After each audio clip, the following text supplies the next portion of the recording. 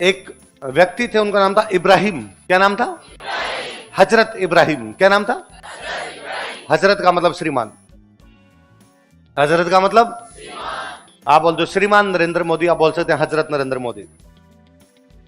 हजरत की जगह श्रीमान, जैसे इधर अपने हिंदी में श्रीमान बोलते हैं, उसी को अरबी में क्या कर देते हैं? हजरत। क्या बोल देते हैं? हजरत। तो हजरत का मतलब श्रीमान है। किसी के भी आप हजरत शब्द यूज में ले सकते हैं, या आप श्रीमान यूज में लेना चाहें। एक व्यक्ति थे हजरत इब्राहिम। क्या नाम था? बड़े सच्चे से आदमी, भगवान का नाम लेते, अपना काम करते, काम से काम में मतलब रखते, एकदम यूं मजहब के पक्के, दीन के पक्के व्यक्ति। और एक दिन रात को सो रहे, उनको सपने में जैसे यूं सुनाई दिया कि अल्लाह जैसे उनको कह रहे हो कि हे इब्राहिम, मैं तेरे से तेरी सबसे प्रिय वस्तु की कुर्बानी मांगता हूं। किसकी कुर्बानी मांगता हूं? तेरी जो सबसे प्रिय वस्तु है उसकी मेरे को क्या दे दे? कुर्बानी। इब्राहिम अगले दिन गांव गए, गांव में जाके उन्होंने कहा कि यार कल रात को जब मैं सो रहा था, मेरे को सपना यार, सपने में जैसे अल्लाह मुझे ये कह रहे हो कि हे इब्राहिम, तेरी सबसे प्रिय वस्तु की क्या दे दे? कुर्बानी। गांव वालों ने कहा हाँ इब्राहिम बताओ, तुम तो बड़ी क्यों अल्लाह की बातें करते हो, अल्लाह ये है, अल्लाह ये है, मैं इतना मानता हूं, अब बताओ कुर्बानी दोगे कि नहीं दोगे? और पहले तो ये बताओ तुम्हारी प्रिय वस्तु क्या है? इब्राहिम ने कहा मेरी सबसे प्रिय वस्तु मेरा बेटा है इस्माइल। क्या नाम था? तो फिर दो कुर्बानी, अब बेटे की कुर्बानी दोगे तुम? उसने कहा अल्लाह ने ये दी, है बेटी कुर्बान देनी तो बेटी कुर्बान दी जाएगी। बिठाओ भाई बेटे को, तलवार लाओ, झटका कर देते हैं, इसका उड़ा देते हैं गर्दन। और अब एक पिता से अपने पुत्र की गर्दन कैसे कटे? जैसे इब्राहिम तलवार लेके उधर इस्माइल की तरफ जाए, इस्माइल सामने इससे इस्माइल करे। उन्होंने कहा भाई यूं टाबर यूं हंसता हुआ, आंखें अपनी तरफ देखे तो फिर कैसे कटे? तो उन्होंने कहा एक काम करो, इसके ऊपर कपड़ा डालो, फिर ये मेरे को दिखाई नहीं देगा, फिर मैं काट दूंगा। कपड़ा डाला, कपड़ा डाल के तलवार चला गई, उड़ा दी गर्दन। लेकिन जब वहां से वो कपड़ा उठाया गया तो वहां पे इस्माइल नहीं था, वहां पे भेड़ का पति कटा हुआ था। भेड़ का पति, मिंडो, मिंडो। भेड़ के पति क्या बोलते हैं? घेटो। भेड़ के पति क्या बोलते हैं? ये हमारे राजस्थान की भाषा की खूबसूरती है। हिंदी में कि भेड़ का पति नर भेड़, हमारे नहीं, हमारे है मिंडा या है घेटा या क्या है? हिंदी में कि ऊंट की पत्नी की ऊंटनी, हमने कहा सांड। हमने कहा सांड अलग, सांड अलग, बोलने में फर्क है। सांड गाय का, सांड ऊंट की। हमने सुअर की पत्नी के लिए कहा भूंडन। लेडी सुअर है तो मतलब क्या हो? भूंडन। क्या है? हिंदी वालों का कुत्ते का बच्चा पिल्ला, बिल्ली का बच्चा पिल्ला। हमने कहा है कुत्ते का बच्चा कुकरियो, बिल्ली का बच्चा मिनियो।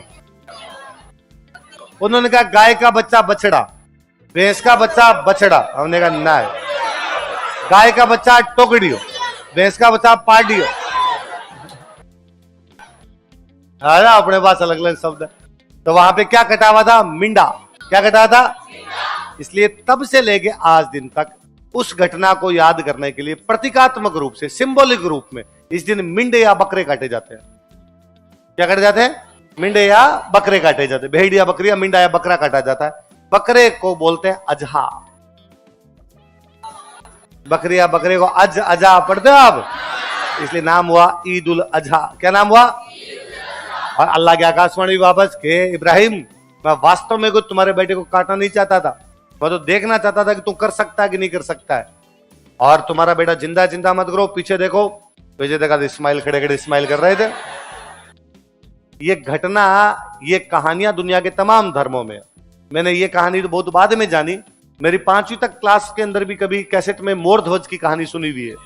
अगर मोर ध्वज की कहानी यही है कि उन्हें अपने बेटे की कुर्बानी देनी पड़ती है, फिर बेटे की जगह वो बेटा नहीं करता, दूसरा कटा हुआ मिलता है। ये सब कहानियां सब धर्मों में। ये कहानियां शिक्षा ये देती है कि हमें मोह माया में नहीं पड़ना चाहिए। इसमें नहीं पड़ना चाहिए। ये कहानियां शिक्षा देती है कि जीवन की समस्त चीजें क्षणभंगुर है। जीवन की समस्त चीजें परमानेंट नहीं है, समाप्त होगी, है ना। कुछ भी नित्य नहीं है, सबका सब समाप्त होगा। और यदि ऐसी चीज के प्रति हमारा लगाव हो जाता है जो परमानेंट नहीं है, तो जानी है एक दिन, और वो जानी है तो वो जाएगी, तब हमें क्या होगा? दुख। पर यदि हमें पहले से पता हो ये चीज जाएगी, इसके प्रति इतना लगाव रखने की आवश्यकता तो हमें वो दुख ही, तो इसलिए कहा गया कि दुखों से बचने के लिए इस मोह माया में फंसना, मुझे लगेगा यार ये मेरा सबसे फेवरेट पेन है और ये पेन कभी भी मेरे से जाना नहीं चाहिए। एक दिन पेन पुराना होगा, एक दिन इसका जो स्याही होगी वो समाप्त होगी, एक दिन ऊपर से टूटेगा और फिर मुझे दुख होगा, अरे यार मेरा तो फेवरेट पेन था और ये चला गया। कहानी कहती है कि इस प्रकार कोई भी पेन को फेवरेट बनाना दूसरा आएगा, वैसा चीजें कोई भी नित्य। इसलिए कहानी में शिक्षा दी गई कि भाई बेटे के प्रति भी मोह माया, इति मोह माया होनी नहीं। और सिंपलीफाई इसको करें तो कहानी ये शिक्षा देती है कि हमें हमारी बुरी आदतों को छोड़ देना चाहिए।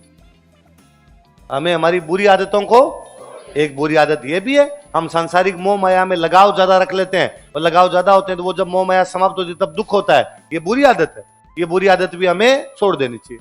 वास्तव में कहानियां इसलिए बनाई गई कि ईद उल अजहा के दिन कुर्बानियां दी जाए। क्या दी जाए? किस चीज की?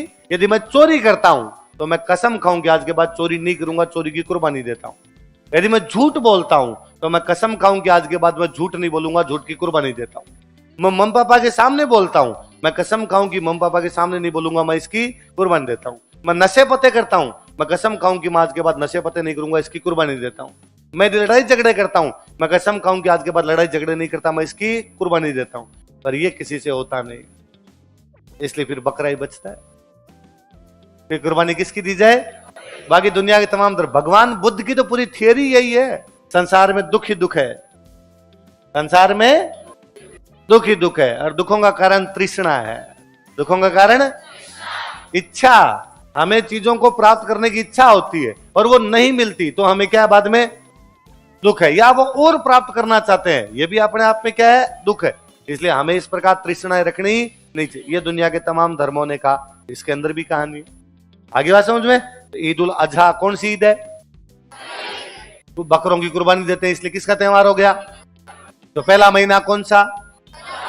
10 तारीख को किसकी याद में क्या निकाले जाते हैं? हुसैन कौन से युद्ध में शहीद हुए? करबला। कौन से युद्ध में? हुसैन किसके दोहिते थे? मुसलमानों में शोक कितने दिन चलता है? इसलिए 20 तारीख को क्या आएगा? क्या आएगा? चहल। रबीउल अव्वल की 12 तारीख को जन्म हुआ, रबीउल अव्वल की 12 तारीख को ही मृत्यु। उसको क्या बोलते हैं? जन्म को क्या बोलते हैं? ईद मिलादुल नबी। क्या बोलते हैं? और मृत्यु क्या बोलते हैं? फिर 3 महीनों में कोई त्योहार। फिर रज्जब की 27 तारीख को उड़ान भरी, सब ए मेराज। सब ए किससे मिलने के लिए उड़ान भरी? किसने? फिर साबान की 14 तारीख को आप बरी कर दिए जाते हो, सब ए बारात। तो इस दिन बुरे कर्मों के लिए सबसे पवित्र महीना क्या रखते हैं? पवित्र महीने में कौन सी पवित्र किताब? इससे आपकी क्या बढ़ गई? कद्र। इसलिए क्या बोलते हैं? सब ए कद्र। क्या बोलते हैं? रमजान कितनी तारीख? 27। कितनी तारीख? देखो, रज्जब, साबान, रमजान, सबे मेराज, सबे बरात, सबे कद्र। कौन कौन सी बताओ? कौन कौन सी बताओ? सबे मेराज, सबे बरात। 27, 14, 27, 27 तारीख, 14 तारीख, 27 तारीख, 3 सब 27 तारीख, 14 तारीख। आगे समझ में? इसके बाद सव्वाल की 1 तारीख को कौन सी ईद? ईद उल फितर। सेवैयां बना खाते हैं, मीठी ईद। किसका त्योहार? भाई साहब। अगले महीने में कोई त्योहार नहीं। जिलहिज में क्या करते हैं? हज यात्रा। 10 तारीख को ईद उल अजहा। क्या काटते हैं? बकरे। तो किसका त्योहार हो गया? कुर्बान। किसका? मुहर्रम में कितनी तारीख को त्योहार आता है? 10 तारीख। जिलहिज में कितनी तारीख को? 10 तारीख। कितने? तो पहले महीने में भी कितनी तारीख को? लास्ट में कितनी तारीख को? तेरे नाम से शुरू। लिखो ईसाई त्योहार।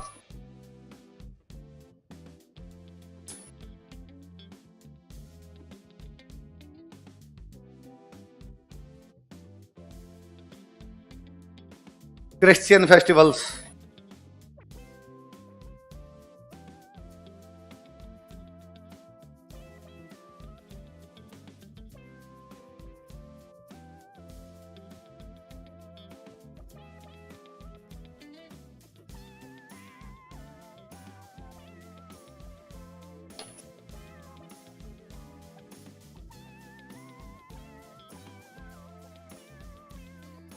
जैसे हमने पढ़ा हिंदू, जैन, बौद्ध, सिख, सिंधी सारे त्योहार विक्रमी कैलेंडर। कौन सा कैलेंडर? क्योंकि भारत का कैलेंडर विक्रमी था, ये सारे भारत के धर्म थे, भारत का धर्म का कैलेंडर कौन सा गया? विक्रम।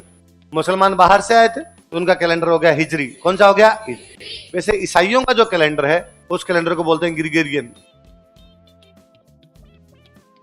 क्या बोलते हैं? क्योंकि इनके एक पोप हुए थे, उनका नाम था ग्रिगरी। पोप का नाम क्या था? ग्रिगरी 13। कौन से पोप? क्या नाम था? जैसे मुसलमानों में होते थे खलीफा, धर्मगुरु को क्या बोलते? खलीफा। वैसे ईसाइयों में क्या बोलते हैं? पोप। पोप क्या बोलते हैं? अलग अलग पोप बने, उन पोप में से एक पोप कौन बने? ग्रेगरी 13। कौन बने? ग्रेगरी 13। ग्रेगरी 13 नाम के एक पोप बने, और ग्रेगरी 13 ने एक कैलेंडर बनाया। इसके कैलेंडर का नाम क्या नाम हो गया? ये कैलेंडर बहुत पुराना था इनका, पर अपने इसी को फॉलो करते हैं। जो जनवरी फरवरी वाला कैलेंडर है उसका नाम ग्रिगोरियन कैलेंडर है। क्या नाम है? क्यों है ग्रिगोरियन कैलेंडर? ग्रेगरी 13 ने बनाया। किसने बनाया? तो बड़ा पुराना कैलेंडर था, पर आज जैसा अपने को दिखता 365 सही 1/4 दिन, ये वाला जो है ये 1583 में हो। ये कब बना था? 1503। पहले इसके नाम भी अलग थे, जूलियन कैलेंडर, रोमन कैलेंडर, कई अलग अलग नाम आए। ग्रिगोरियन कैलेंडर तब से आया जब 1583 में किसने इसको स्टेब्लिश किया। पहले इसमें 360 दिन होते थे। कितने होते? धीरे धीरे नई खोज हुई तो पता चला ना ना साल में दिन होते 365 से 1/4, तो बाद में रीस्टेब्लिश किया गया। तो अब जैसा इसका रूप दिखाई देता वो कब शुरू किया गया? 15। कौन से पोप द्वारा? कौन से पोप द्वारा? लिखो। ईसाई त्योहार ग्रिगोरियन कैलेंडर के अनुसार मनाए जाते हैं।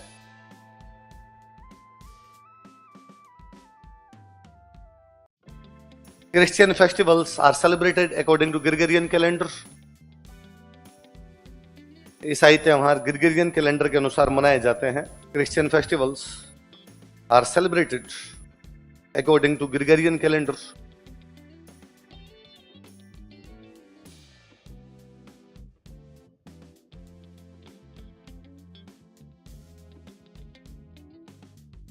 ग्रिगोरियन कैलेंडर के अनुसार मनाए जाते हैं। लाइन चेंज करके लिखो। यह एक सूर्य आधारित कैलेंडर है। It's a solar based calendar. अब तक आप जितने पढ़े हो सारे कैसे थे? ये कैसा है? सूर्य। यह एक सूर्य आधारित कैलेंडर है। It is solar based calendar.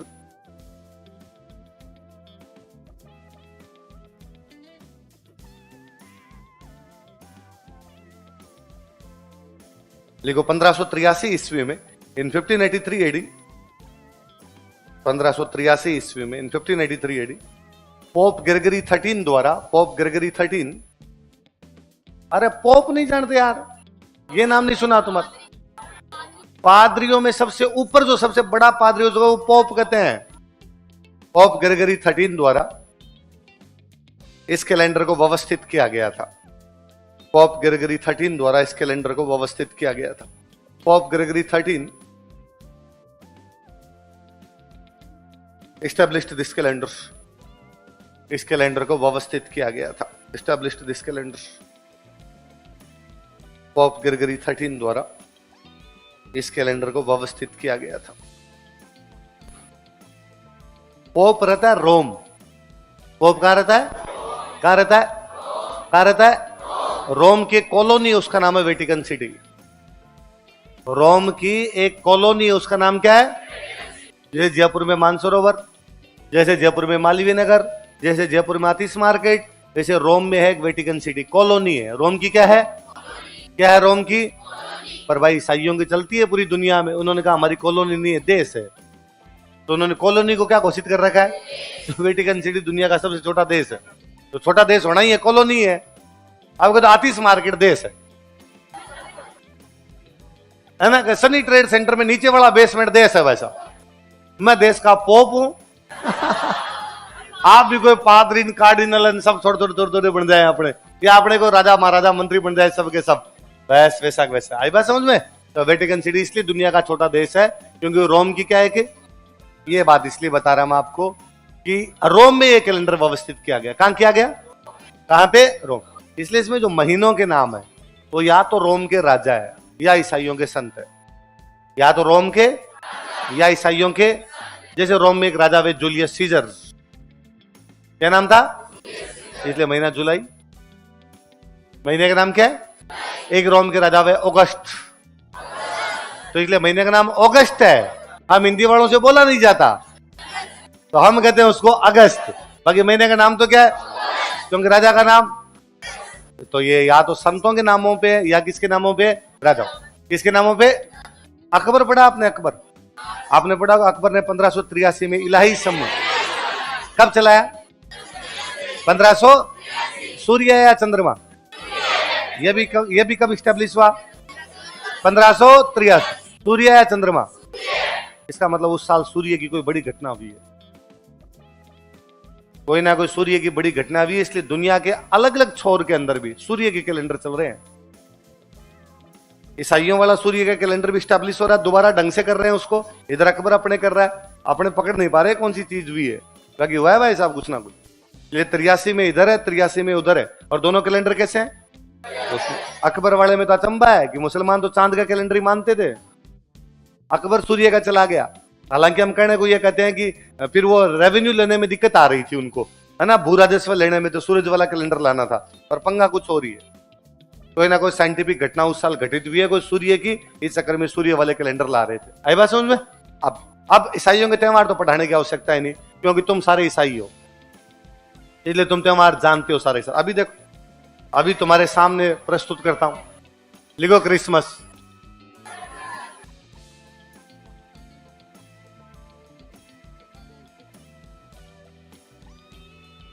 Christmas कब आता है? देख लो, सारे के सारे ईसाई हो तुम, सब जानते हो। ये कहिए मैं तुमको कह देता कि भाई साहब देव उठनी 11 कब आती, तुम सोचते हो सर रुको रुको रुको सर बताते हैं। इधर मुसलमानों वाले महीने याद करने में तुम्हें लगता है सर फेफड़े बाहर आएंगे, रबीउल अव्वल रबीउल सनी बोल बोल के, और मैं जैसे क्या क्रिसमस, हर एक सर घर की बात है, तो 25 दिसंबर है सर, इस दिन ईसा मसीह का जन्म हुआ था। किसका जन्म हुआ? लिख लो, इस दिन ईसा मसीह का जन्म हुआ था, Jesus born on this day.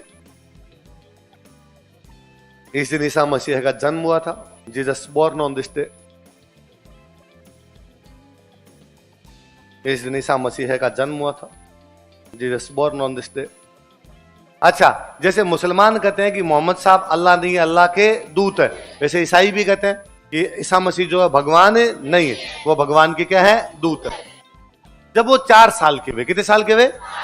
Isa Masih जब 4 साल के हुए, और 4 साल के हुए तब उन्होंने कहा कि मैं भगवान का दूत, मैं भगवान का, कितने साल में? मोहम्मद साहब ने 40 साल की उम्र में कहा मैं भगवान का दूत हूं। ईसा मसीह ने कितने साल? 4 साल में कह दिया आप उन्हीं भगवान का दूत है। जिन लोगों ने इस बात को मान लिया वो ईसाई, जिन लोगों ने इस बात को, वो क्या हो गए? ईसाई।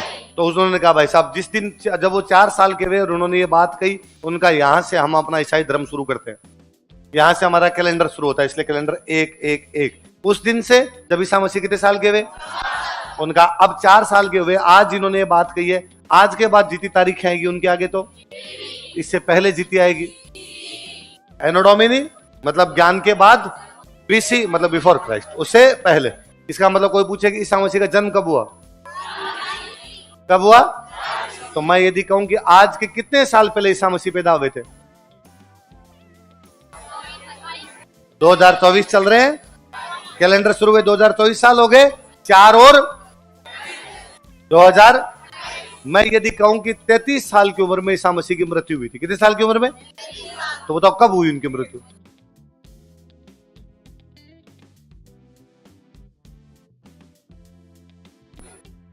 कब होगी? 4 तो निकल गए, अब 33 में हुई है, 4 निकाल दो पीछे, कितने बचे? 29, तो कितने एडी में होगी? 29, कितने एडी में होगी? तो अब जितने भी सन आते हैं इनके आगे तुम लगाते हो एडी, क्या लगाते हो? या अपने हिंदी वाले लिखते हैं ईस्वी। इसका मतलब है कैलेंडर को शुरू हुए इतने साल हो गए, ईसाई धर्म को शुरू हुए इतने साल हो गए। जब आप कहते हो 2024 ईस्वी, तो आप अगले को बताते हो ईसाई धर्म को शुरू हुए कितने साल हो गए? 2024। कितने साल हो गए? 2024। और जब आप कहते हो हमारी सिंधु घाटी सभ्यता 2600 BC में थी, इसको मतलब ईसा मसीह से भी 2600 साल पहले, ईसा मसीह से भी 2600 साल। जब आप कहते हो हमारी आहड़ सभ्यता 1500 BC में थी, इसका मतलब ईसा मसीह से 1500 साल। जब आप कहते हो हमारे अशोक के अभिलेख 250 BC में थे, इसका मतलब ईसा मसीह से भी 250 साल। आगे बात समझ में? तो जिस दिन उनको ज्ञान की प्राप्ति, जिस दिन उन्होंने ये कहा कि मैं भगवान का दूत हूं, उस दिन से इन्होंने क्या शुरू कर दिया? अपना कैलेंडर। तो वो इनका हो गया न्यू ईयर। क्या हो गया? लिख लो, नव वर्ष। कब आता है मेरे को तो पता नहीं, भूल गया मैं तो।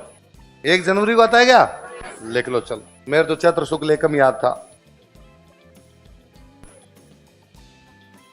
नव वर्ष, लाइन चेंज करके लिखो। 4 वर्ष की आयु में, इन एज ऑफ 4 इयर्स, 4 वर्ष की आयु में, इन एज ऑफ 4 इयर्स, ईसा मसीह को ज्ञान की प्राप्ति हुई थी। Jesus got enlightened.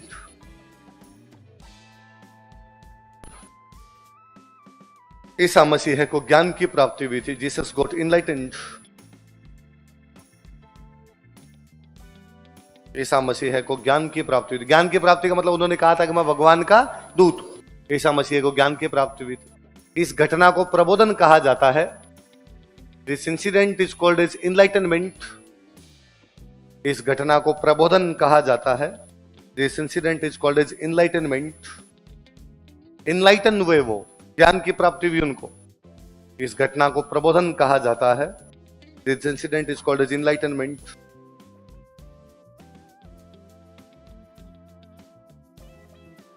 इस दिन से ईसाई धर्म प्रारंभ हुआ था। Christianity was started from this day. इस दिन से ईसाई धर्म प्रारंभ हुआ था। Christianity was started from this day.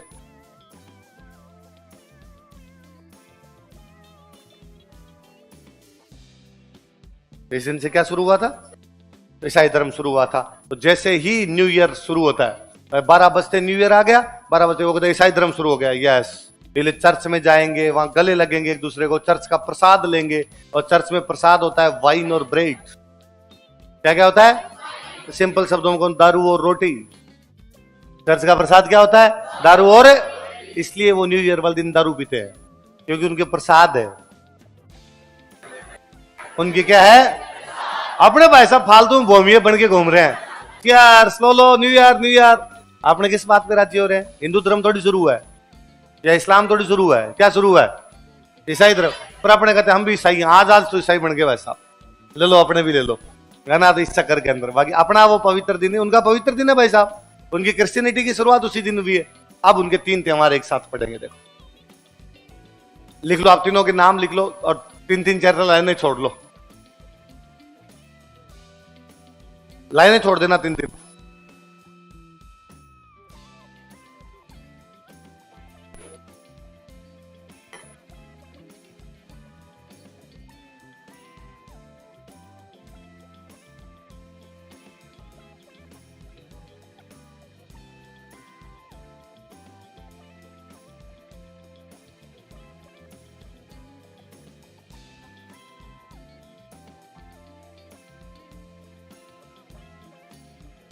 क्या क्या नाम बताओ देखे? गुड फ्राइडे, ईस्टर और ascension day.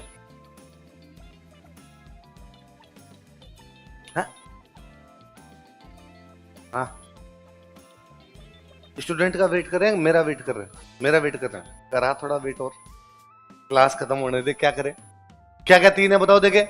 Good Friday, Easter, Ascension Day. कौन कौन से? अब सुनो, देखो सिंपल, तीनों समझ जाएंगे अपने। फ्राइडे के दिन ईसा मसीह को फांसी लगा दी गई। फ्राइडे के दिन ईसा मसीह को सूली पर लटकाया, क्रॉस पे लटका दिया, है ना, क्रूसिफाइड किया गया। उसको बोलते हैं गुड फ्राइडे। क्या बोलते हैं? इसलिए प्लीज कभी किसी को गुड फ्राइडे की बधाई मत दे देना।